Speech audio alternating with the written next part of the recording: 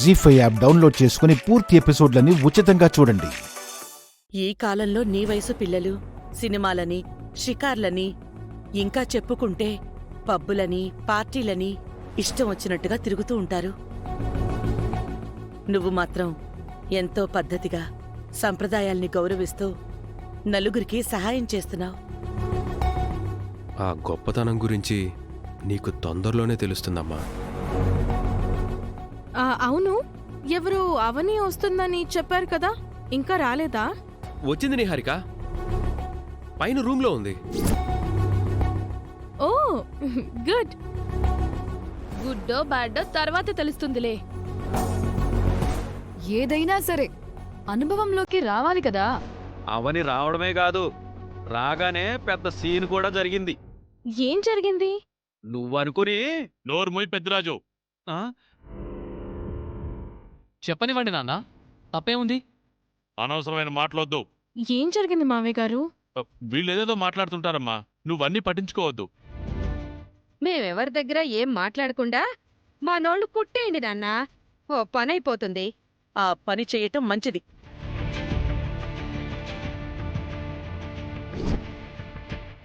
వీళ్ళప్పుడప్పుడు కడుపు మంటతో ఏదేదో మాట్లాడుతూ ఉంటారు.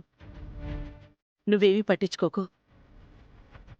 అవనిని పిలిచి పరిచయం చేస్తానుండు. ఎందుకమ్మా? నిహారికే వెళ్ళి పరిచయం చేసుకొని. నిహారిక, అవని కూడా నీలాగే చాలా చాలా మంచిది.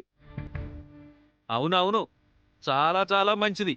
నువ్వే వెళ్ళి పరిచయం చేసుకో. మంచి వాళ్ళని సమయం మించకముందే కలవాలి. నేనే వెళ్ళి పరిచయం చేసుకుంటాను.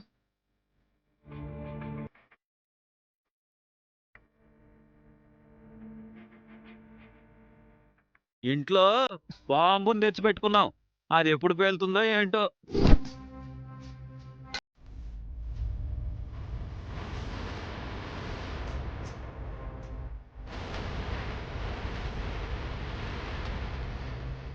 హాయ్ అవని, ఐమ్ నిహారిక, ఈ ఇంటికి కాబోయే కోడల్ని. నువ్వు చాలా మంచిదానివని నాకు ఫీడ్బ్యాక్ వచ్చింది.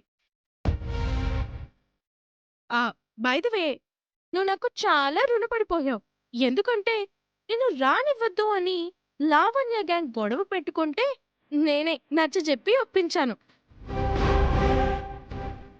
అప్సి, ఈ ఇంట్లో చాలా పద్ధతులున్నాయి, నేను వాటిని ఖచ్చితంగా పాటిస్తున్నాను. సో నీ వల్ల నాకు ఇబ్బంది రాకూడదు. నువ్వు వచ్చిన పని చూసుకొని వీలైనంత తొందరగా వెళ్ళిపోతే అందరికీ బెటర్. ఓకే?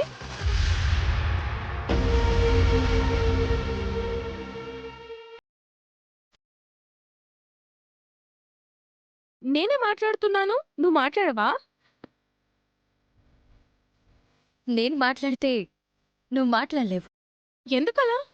ఒకసారి నీ ఫేస్ టర్నింగ్ ఇచ్చుకో.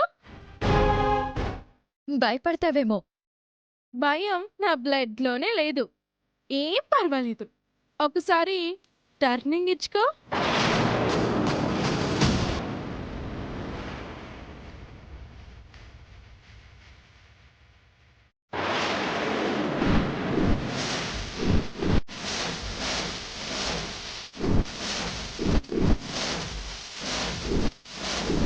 జీ5 యాప్ డౌన్లోడ్ చేసి అన్ని ఎపిసోడ్స్ పూర్తి ఉచితంగా చూడండి.